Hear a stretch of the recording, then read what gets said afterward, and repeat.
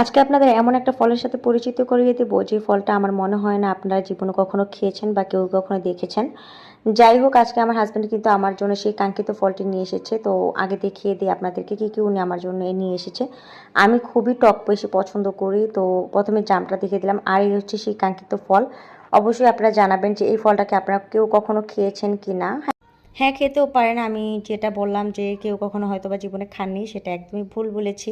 তো এই কথাটা কেউ মাইন্ড করে নেবেন না। যাই হোক, এখানেও লটকন এনেছিল এবং হচ্ছে আমার কিন্তু লটকন অনেক বেশি পছন্দ।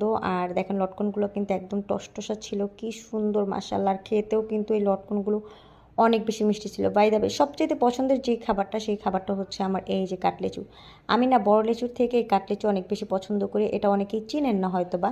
তো এটা হচ্ছে কাটলেচু নামে আমরা বলি আরকি। এই লিচুটা কিন্তু অনেক বেশি মজা। যারা খেয়েছেন তারা কিন্তু জানবেন।